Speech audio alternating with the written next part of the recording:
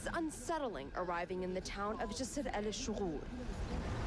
For weeks, we'd heard stories of brutal attacks by Syrian security forces, of thousands fleeing, of mass graves. Now the government is bringing journalists to this dusty and very empty town.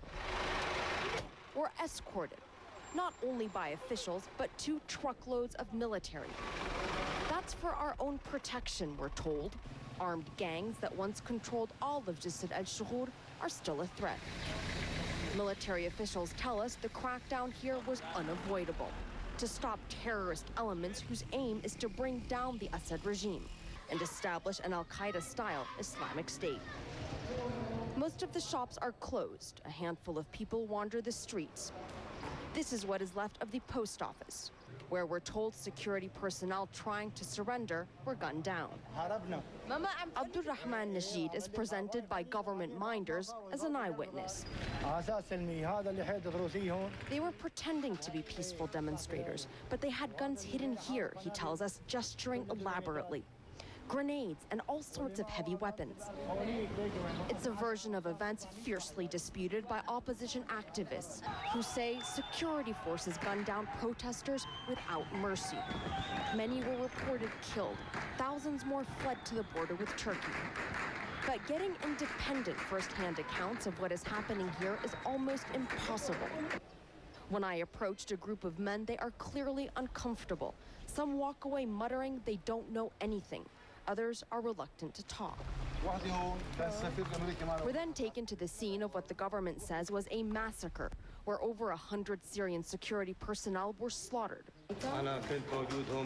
Mohammed Taljo, who owns a shop down the road, tells us more than 1,000 gunmen attacked the compound. He says his wife fled to Turkey fearing the Shabiha, a ruthless government militia, and she refuses to come back. It's the first time she's disobeyed me in 20 years, he says. Zakwan Asi tells us he entered the compound and found it littered with bodies. So Zakwan Asi is just saying that when he arrived into this room, back here, he found 3 bodies. One of them, he says, was decapitated. The others had gunshot wounds to the torso, and he's saying it seemed as if they had been beaten as well. Back here, there's a little bit of debris, a shoe, and some dark stains on the wall. It's hard to tell exactly what it is. At the back of the compound, we're shown the location of one of many mass graves. The bodies horrifically mutilated, according to the government. Video of the corpses being unearthed was broadcast on state TV. The opposition has a very different narrative, claiming the massacre was a result of a mutiny within the security forces.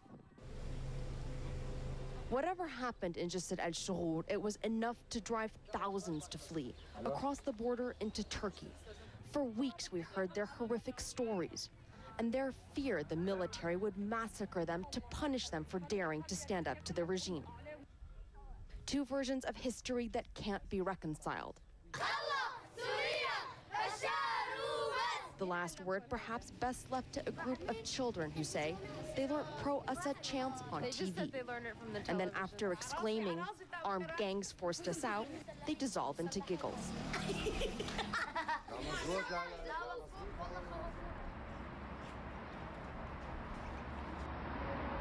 And so, Hala, the government is now trying to convince residents to return to Jisr al-Shugar, claiming that it's safe with those images that we were presented at the very least. And while some have, it does seem as if, by and large, the bulk are staying away because they don't trust the government's promise that the military is not going to target them. Right, and the city remains pretty much empty to this day. Thanks very much, Arwa Damon, who went on that tour of Jisr al-Shugar just